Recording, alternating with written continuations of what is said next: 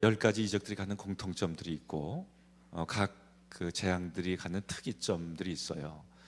그런 것들을 통해서 우리 자신과 삶을 이렇게 살펴보는 그런 과정이 됩니다. 여러분 기억하시겠습니다만은 첫 번째 재앙은 나일 강물이 피로 변한 재앙이고, 두 번째는 개구리, 세 번째는 이, 네 번째는 파리, 이런 재앙들인데, 이것을 이제 묶어서 보면은 소위 요즘 얘기하는 자연재해, 환경적인 재앙, 이런 것이라고 볼 수 있어요.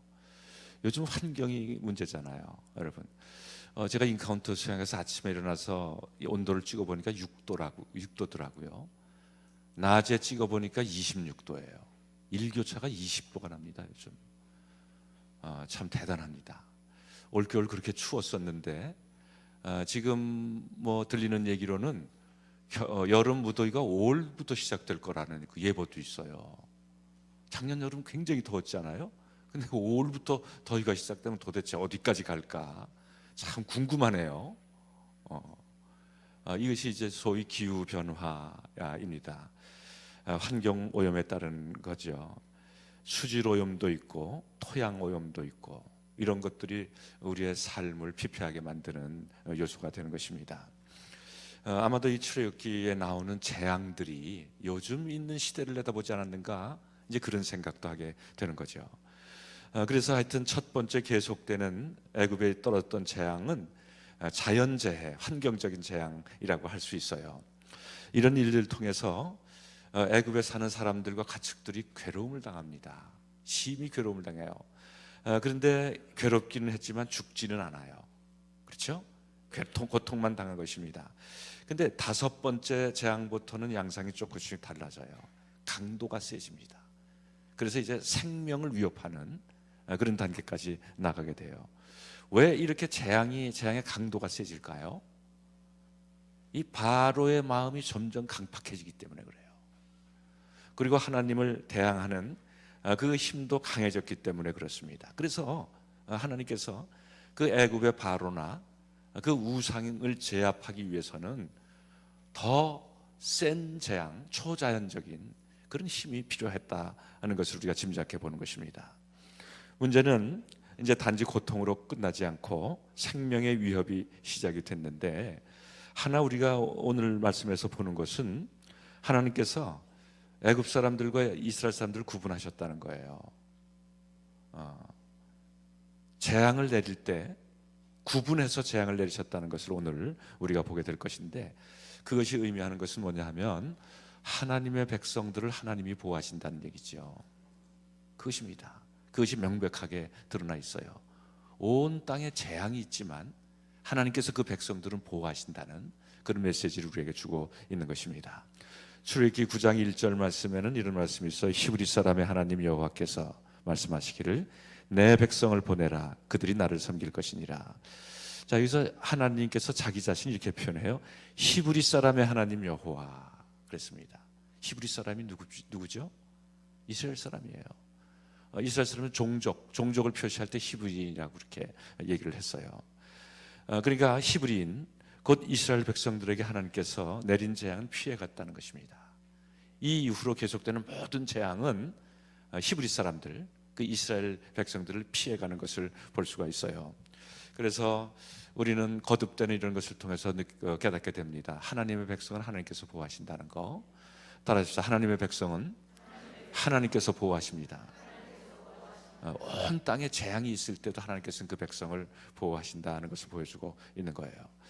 자, 다섯 번째 재앙은 가축의 재앙입니다. 가축들에게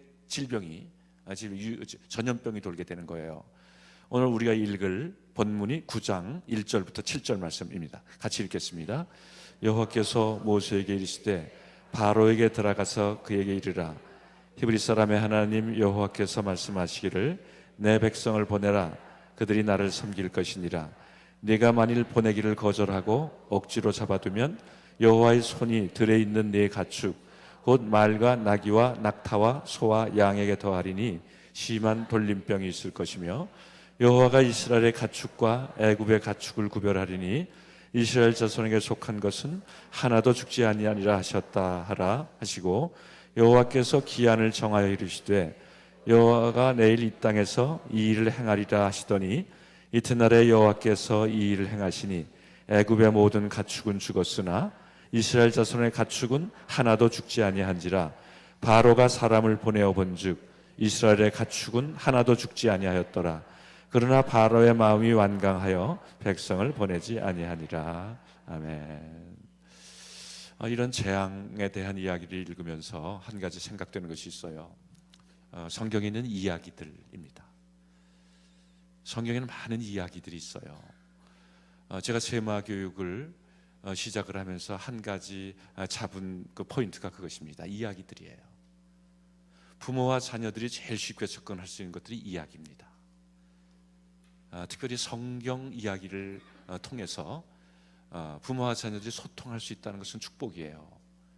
그러기 위해서 부모에게 필요한 것은 성경의 이야기들을 잘 아는 것입니다. 겉핥기로 하지 않고 그 성경의 이야기들이 주는 메시지를 아는 게 중요해요. 그래야 자녀들과 나눌 수 있기 때문에 그렇습니다. 그저 겉으로 있는 이야기는 성경책, 어린이 성경책에 다 나와 있어요. 애들은 몇 번만 읽으면 다 기억합니다. 문제는 그것이 우리에게 어떤 의미를 주는가, 세대에 따라서 유치부 아이들, 아동부, 청소년부에 따라서 이런 성경의 이야기들이 주는 의미가 각각 다르잖아요. 그냥 그 눈높이에 맞춰서 이야기를 나눌 수 있는 기회를 삼는다는 거 대단히 중요한 것입니다. 이 다섯 번째 재앙은 돌림병이 돌아서 애굽에 많은 가축들이 몰살당했다는 거예요. 다 죽었다 그런 표현이 있습니다. 애굽에 있는 가축들은 다 죽었다는 거예요. 그것은 하나님께서 그 애굽의 우상을 쳤다는 것을 의미합니다. 애굽에는 수많은 짐승들의 우상이 있어요. 피스와 하도르라는 신이 있는데 수소와 암소의 신입니다. 그러니까 피스와 하도르, 소의 신이에요. 농사와 다산의 신입니다. 그것을 주관한다고 믿어요. 또 애굽 사람들은 말을 전쟁의 신으로 생각을 했어요. 낙타는 상업의 신으로 생각을 했고 양은 일상을 사는 생필품의 신으로 섬겼어요. 그냥 온탕 우상으로 가득 차 있는 것입니다. 모든 동물을 다 신격화해가지고 우상으로 섬기니까 다 자기의 유익과 관계되어 있는 거죠. 우상들의 특징이에요. 우상은 자기의 유익과 직결되어 있습니다. 만약에 유익을 주지 못하면 더 이상 의미가 없어요. 그냥 내팽개쳐 버리는 것입니다. 이런 가축들이 번성한다는 것은 모든 신들의 모신인 태양신이 베푼 축복의 결과라고 그들이 믿었죠. 그러니까 하나님께서 애굽의 가축들을 치신 것은 그들의 우상을 치시고 태양신을 치신 것입니다. 하나님의 능력이 그것보다 훨씬 크시다는 것을 명백하게 드러내 보이신 거예요. 주권은 하나님께 있다는 것입니다. 모든 주권은 하나님께 있다는 것을 분명하게 말씀을 하신 거예요. 반면에 하나님은 이스라엘 가축들은 보호하셨어요. 그러니까 애굽의 가축들은 다 죽었다 표현이, 이스라엘 가축들은 하나도 죽지 않았다, 아주 극단적으로 표현하고 있어요. 이것을 통해서 나타내고 사는 것은 뭐냐 하면 그 생명을 주관하시는 분이 하나님이시라는 겁니다. 어떻게 다 죽을 수 있고 하나도 안 죽을 수가 있겠어요? 그 생명의 주관자는 하나님이라는 것을 명백하게 하고 있어요. 사실 이 이스라엘은 유목민이었잖아요. 그래서 요셉 시대에 애굽에 들어갈 때 땅을 분배받은 것이 고센 땅인데 목초지입니다. 그러니까 이 목축을 하기에 좋은 땅, 고센 땅을 받았어요. 그런데 그 가축들한테 돌림병이 돌게 되면 제일 위험한 것은 바로 유목민들이죠. 이스라엘이 사실은 제일 위험한 거예요. 그러나 성경이 보는 것은 뭐냐, 상관없어요. 그런 것은 하나도 죽지 않았다. 이스라엘 땅에 있는 가족들은 하나도 죽지 않았다. 하나님의 은혜를 명백하게 드러내주고 계시는 것입니다. 하나님께서는 조상들에게 약속을 하셨어요. 철저히 보호하실 것이라고. 그래서 신명기에 보면 이런 입장을 분명히 합니다. 신명기 28장 2절부터 보면 내가 내 하나님 여호와의 말씀을 청종하면 이 모든 복이 내게로 임하여 내게 이르니 성읍에서도 복을 받고 들에서도 복을 받을 것이며 내 몸의 자녀와 내 초지의 소산과 내 짐승의 새끼와 소와 양의 새끼가 복을 받을 것이며 네 광주리와 떡반죽 그릇이 복을 받을 것이며 내가 들어와도 복을 받고 나가도 복을 받을 것이다. 우리한테 비교적 익숙한 귀절이죠. 하나님께 주신 축복에 대한 말씀이 집중되어 있는 귀절인데 이스라엘은 그러니까 이 재앙을 통해서 그것을 경험하는 거죠. 하나님께서 조상들에게 약속해서 약속을 지키시는구나. 지키시고 보호해 주시겠다는 것을 하나님께서 지키시는구나. 그런 은혜를 경험하게 되는 것입니다. 그러니까 우리가 이 세상을 살아가면서 환난을 만날 때 그것을 이기는 것은 인간의 지혜도 아니고 경제력도 아니고 또 다른 우상의 힘도 아니고 그건 하나님께 맡겨져 있다. 이것을 강조하는 것이라고 볼 수가 있어요. 여러분, 이 몰살당한 가축들의 입장에서 한번 봅시다. 가축들이 무슨 죄를 졌어요? 왜 이렇게 몰살당해야 됩니까? 가축들이 왜 몰살을 당해요? 주인 잘못 만났기 때문이에요. 주인 잘못 만났기 때문에. 이스라엘 주인을 만났으면 살 텐데 애굽의 주인을 만났기 때문에 그런 것입니다. 누구나 주인을 잘못 만나면 아무리 힘쓰고 애를 써도 결국은 망할 수밖에 없다는 것을 일깨워주고 있어요. 하나님 알지 못하고 하나님 믿지 못하고 헛된 우상 따라다니다가 모든 수고가 물거품으로 끝나게 되는 그런 것들을 경험하게 되는 것입니다. 거기에 비해서 하나님은 지금도 우리가 하나님을 경외하고 스스로 구별된 삶을 살아가게 되면 우리의 소유를 지키시고 책임져 주시고 인도해 주신다는 것이 우리의 믿음이에요. 여러분, 이런 은혜가 함께 하시길 축원합니다. 하나님은 우상들을 치심으로써 우리를 건져내셨어요. 하나님의 방식이에요. 우상을 치심으로써 우리를 건지셨어요. 그렇기 때문에 우리가 의미를 두고 의지했던 것들이 어느 날 무너지기 시작하면 하나님께서 그것을 치셨다는 것을 알아야 됩니다. 왜 하나님께서 그렇게 하셨어요? 그것이 우리를 구원하시는 방법이기 때문이에요. 하나님은 우리가 우상으로 섬길 것을 치실 것입니다. 그리고 우리를 구원으로 인도해 가실 것입니다. 그러므로 내가 의지했다는 것이 무너질 때는 선택해야 된다는 것을 알아야 돼요. 지금은 내가 하나님을 선택해야 되는 순간이구나. 그것을 우리가 깨달아 알아야 되는 것입니다. 따라서 합시다. 우리는 하나님만 의지해야 합니다. 두 번째는 악성 종기에 대한 재앙인데 여섯 번째 재앙이에요. 이것이 이제 생명을 위협하는 첫 번째 재앙이 됩니다. 여기서 종기라는 것은 뭐 피부병, 부스럼병 이런 것들인데 뭐 보통 그런 부스럼은 아니죠. 출애굽기 9장 8절부터 9절에 그것이 기록이 되어 있는데 우리 같이 읽겠습니다. 여호와께서 모세와 아론에게 이르시되 너희는 화덕에 재 두 움큼을 가지고 모세가 바로의 목전에서 하늘을 향해 날리라. 그 재가 애굽 온 땅에 티끌이 되어 애굽 온 땅의 사람과 짐승에게 붙어서 악성 종기가 생기리라. 아멘. 그렇게 기록이 되어 있는데 그 거대 애굽 사람들은 튀폰이라는 신에게 제사를 드렸답니다. 그 우상의 이름이 튀폰이에요. 그러니까 짐승을 제물로 드린 후에 불에 태워서 드렸죠. 거기에서 생긴 재를 성전에다가 뿌렸다는 거예요. 그리고 자기 집에도 뿌렸다는 것입니다. 그러면 질병과 이런 악성 종기들이 나지 않는다는 것입니다. 튀폰신이에요. 이 모세와 아론이 하나님의 명령을 따라서 화덕에 남은 재를 두 움큼을 지었어요. 두 움큼 지어서 하늘에 뿌렸더니 그 재가 다 종기가 되어서 떨어지는 사람이나 가축들마다 이런 악성 종기가 생겼다. 그것이 오늘 우리가 읽은 본문의 내용입니다. 그러니까 단지 두 움큼으로 된 거예요. 많이도 필요 없어요. 두 움큼을 지어서 하늘에 뿌렸더니 그렇게 됐다는 것인데 그것이 이제 애굽의 모든 대상, 심지어는 애굽의 요술사들에게까지도 이 재앙이 임하게 된 거예요. 여기서 그 화덕의 재라는 것은 이스라엘 백성들이 벽돌을 굽지 않습니까? 심한 노동을 하면서 벽돌을 굽을 때 생기는 그 가마의 재를 상징해요. 그러니까 이것은 아마도 이스라엘 백성들이 벽돌 굽는 가마 앞에서 중노동하던 그런 열기와 고통의 때를 생각하게 되는 것입니다. 사실 화덕에서 재를 두 움큼 지어서 뿌렸다 할 때 그 재는 재 자체는 의미가 없어요. 그러나 하늘을 향해서 뿌렸다는 것은 그것이 하나님과 연결될 수 있다는 것을 얘기합니다. 아무런 의미도 없고 가치도 없는 것들이 하나님과 연관될 때는 하나님의 도구로, 능력의 도구로 사용될 수 있다는 것을 말씀해 주고 있는 거예요. 그래서 그 죄를 하늘에 뿌리면서 악성 종기가 생겼다는 걸 하나님께서 애굽의 그 티폰 신을 심판하셨다는 것을 의미하는 것입니다. 이 악성 종기는 말씀드렸듯이 보통 그냥 피부병은 아니고 중동 지방에서는 거의 불치의 병이랍니다.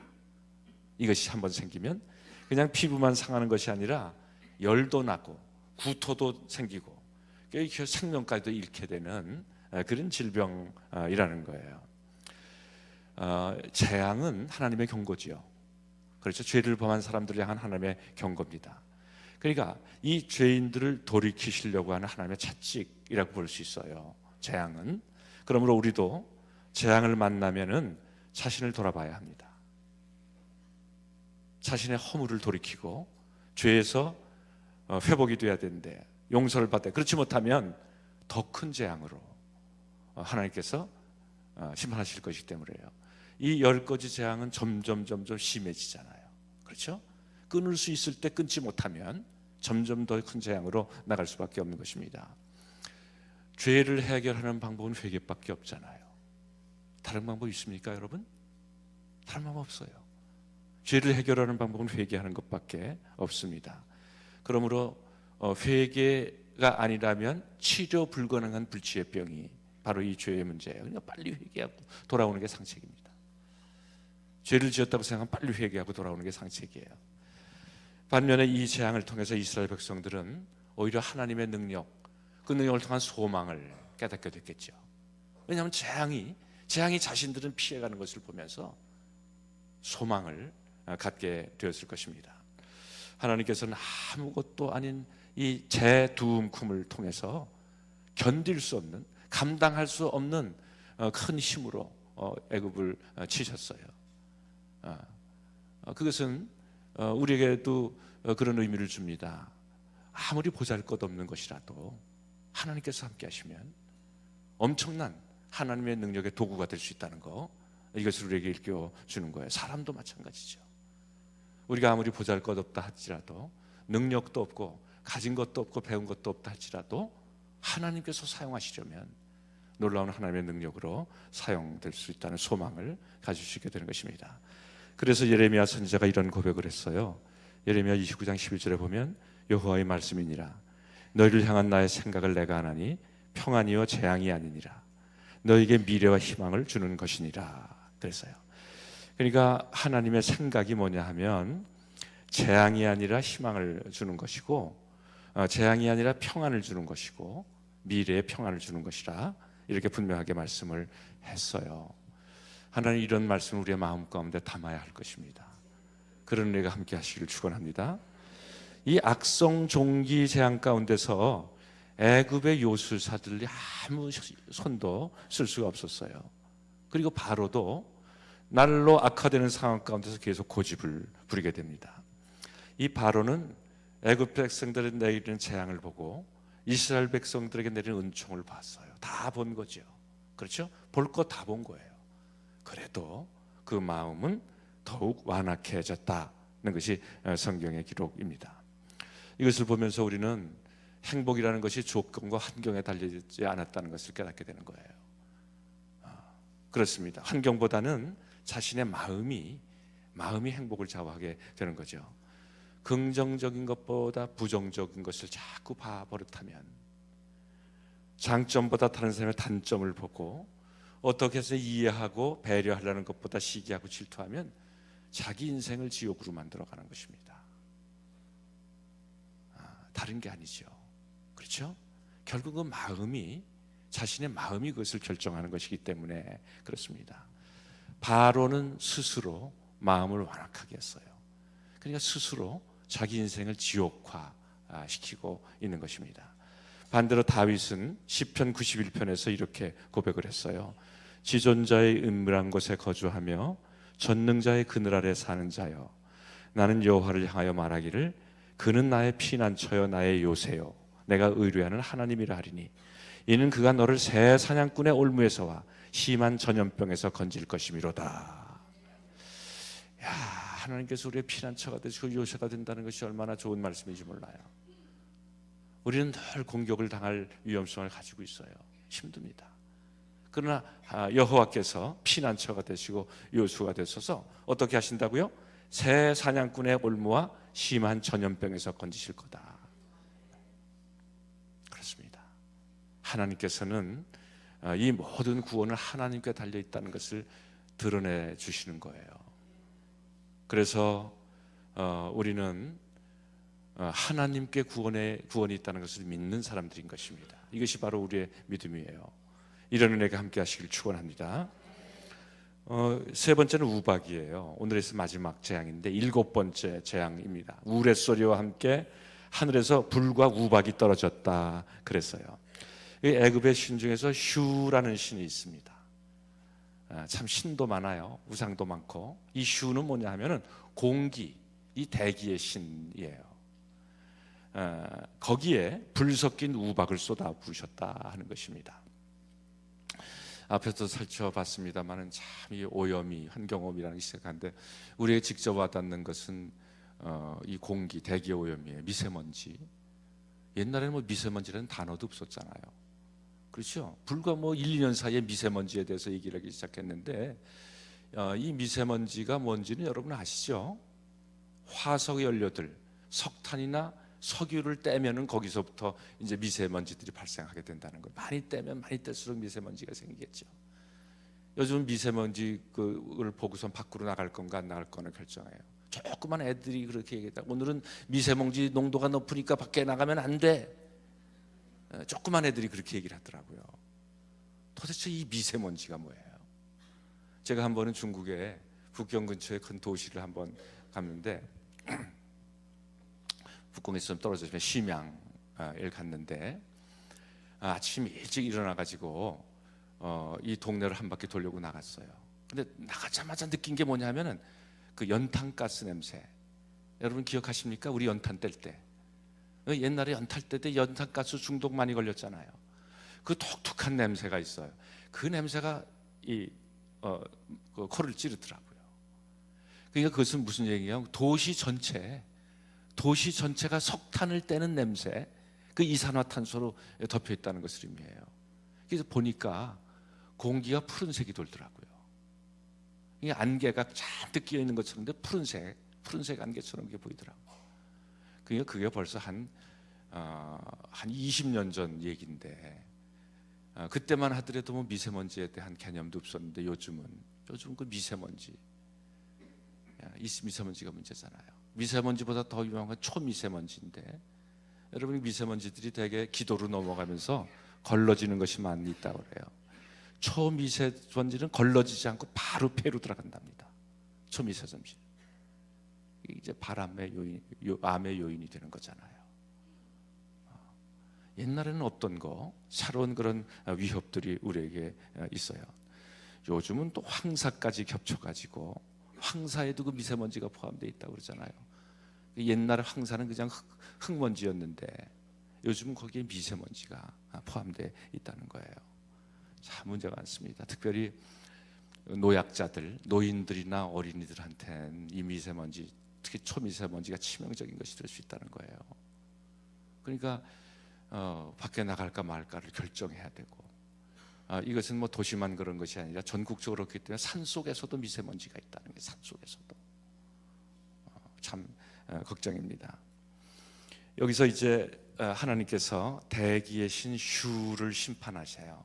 그 방법이 불 섞인 유박을 쏟아붓는 것입니다. 애굽은 더운 지방이기 때문에 우박이 내리는 일이 거의 없다는 거예요. 그런데 거기에 우박이 내리니까 더 큰 재앙이 된 것입니다. 출애굽기 9장 22절부터 24절까지 그 내용이 기록되어 있는데 여러분 이 내용도 같이 읽어보십시다. 여호와께서 모세에게 이르시되 너는 하늘을 향하여 손을 들어 애굽 전국에 우박이 애굽 땅의 사람과 짐승과 밭의 모든 채소에 내리게 하라. 모세가 하늘을 향하여 지팡이를 들매 여호와께서 우레소리와 우박을 보내시고 불을 내려 땅에 달리게 하시니라. 여호와께서 우박을 애굽 땅에 내리심에 우박이 내림과 불덩이가 우박에 섞여 내림이 심히 맹렬하니 나라가 생긴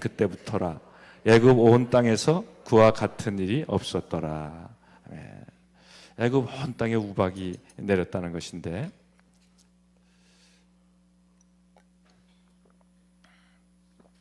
여러분 앞서도 한번 말씀드렸지만 이렇게 자꾸 재앙을 반복해서 내리는 이유가 뭐예요? 하나님께서 왜 그렇게 하십니까?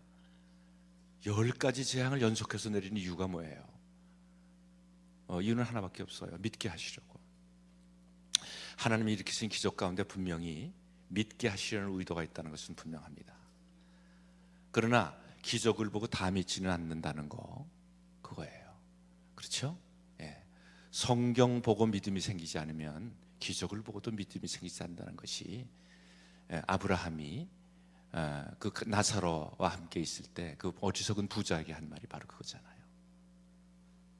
성경을 읽으면서 믿음이 생기지 않으면 기적을 보아도 믿음이 생기지 않는다는 거예요. 그렇기 때문에 우리가 기적을 보고 믿음이 생기면 감사해야 됩니다. 왜냐하면 그것이 은혜이기 때문에 그래요. 늘 믿음은 은혜를 통해서 오게 되는데, 어떤 사람은 기적을 통해서 그 은혜가 부어지기 때문에 그런 것입니다. 하나님께서 모든 기적을 이렇게 행하셨어요. 처음에는 강에서 시작했어요. 그 다음에 육지에서 가축과 사람에게로, 그리고 가축과 사람의 몸으로부터 마음으로 이렇게 진행시켜 나갑니다. 그래서 애굽 사람들이 우레소리를 듣고 불덩이가 우박과 함께 쏟아지는 것을 보면서 공포가 생기는 거예요. 마음에 두려움이 생기는 것입니다. 그러니까 이것은 단지 육신의 겉모습의 문제가 아니라 마음까지 침투하게 됐다는 거예요. 그 재앙이 영적인 문제까지도 다루게 되었다는 것을 의미하는 것입니다. 그러니까 이 우박은 사람과 가축, 채소, 이런 자연의 생명까지 파괴를 하게 되는데, 우레소리와 불덩이는 벼락과 번개를 얘기하는 거죠. 그러니까 마음에 타격을 주는 거예요. 영적인 타격도 주게 되는 것입니다. 그래서 여기서 표현된 우박에 섞인 불덩어리는 여기만 나오는 것이 아니라 다른 성경에도 가끔 등장해요. 우박 섞인 불덩어리라는 거. 창세기 19장에 보면 하나님께서 소돔과 고모라를 멸망시키실 때도 유황과 불을 내리십니다. 소돔과 고모라 멸망시킬 때. 또 에스겔 선지자도 환상 가운데 폭풍과 큰 구름 속에 불이 번쩍번쩍하는 것을 봤어요. 그러니까 이 하나님의 심판은 불을 대동하고 있어요. 계시록 8장 7절에 보면 피 섞인 우박과 불이 나와서 땅에 쏟아지니까 땅 위에 있는 수목의 3분의 1이 다 타버리고 말았다. 마지막 때 심판의 모습 중에 하나인 것입니다. 하나님께서 애굽 땅에 우박에 섞인 불덩어리를 내렸다는 것은 심판이에요. 누구를 심판하는 것인가? 하나님을 무시하는 자를 심판하는 거죠. 하나님보다 우상을 더 섬기는 자를 심판하는 거죠. 그런 자들을 하나님께서 심판하신다는 것을 말씀하고 있어요. 그러나 하나님을 섬기는 백성들은 철저히 보호하신다. 신명기 11장 말씀을 하나 더 보도록 하십시다. 여러분, 이것은 중요한 말씀이기 때문에 우리 같이 또 한번 읽어보겠습니다. 내가 오늘 복과 저주를 너 옆에 두나니 너희가 만일 내가 오늘 너에게 명하는 너희 하나님 여호와의 명령을 들으면 복이 될 것이요, 너희가 만일 내가 오늘 너희에게 명령하는 도에서 돌이켜 떠나 너희 하나님 여호와의 명령을 듣지 아니하고 본래 알지 못하던 다른 신들을 따르면 저주를 받으리라. 아멘. 여러분, 이것이 그 언약의 말씀대로 이루어진다는 그런 얘기인데, 7째 재앙도 이것과 연관이 있는 것입니다. 25절 26절 본문에 보면은 우박이 애굽 온 땅에서 사람과 짐승과 밭에 있는 모든 것을 쳤어요. 그런데 이스라엘이 있는 고센 땅은 우박이 떨어지지를 않았습니다. 그런데 20절 21절에 보면은 바로의 신하 중에서도 여호와의 말씀을 듣고 두려워하는 자들이 생겼어요. 그래서 그들은 종과 가축을 집으로 피신시킵니다. 피신시켜서 그들은 해를 입지 않게 되죠. 참 우리가 생각해 볼 것은 뭐냐 하면, 애굽 사람들 중에서도 하나님을 믿는 사람들이 생겨나기 시작했다는 그런 얘기죠. 그렇죠? 지금은 사실은 애굽에 재앙을 내리는데 그것을 보고 하나님을 믿는 사람들이 있었다는 거예요. 그러니까 하나님께서 구원의 기회를 주시는 것입니다. 누구에게든 구원의 기회를 주시는 거예요. 그래서 이방인과 이스라엘 사람들을 구분하기도 하지만 이방인 사이에서도 하나님께서 구분하시는 거예요. 믿는 자를, 하나님을 믿는 자를 이방인 사이에서도 구원하셔서 구원하는 자가 그들 가운데서 나타나게 되는 것입니다. 그런 것이 성경에 기록이 되어 있어요. 놓치지 않고 기록이 되어 있는 것입니다. 바로에게도 이 우박 재앙 후에 두 가지 변화가 일어나게 됩니다. 첫 번째는 하나님의 심판을 비로소 인정했다는 거예요. 27절 말씀에 보면은 모세와 아론에게 이런 고백을 합니다. 바로가 내가 범죄했다. 여호와는 의로우시고 나와 나의 백성은 악하다. 인정을 하는 거예요. 그렇죠? 그러니까 자기들이 악해서 이 심판받는다는 것에 대한 심판에 인정하는 것입니다. 이것은 쉬운 일일까요, 여러분? 쉽지 않아요.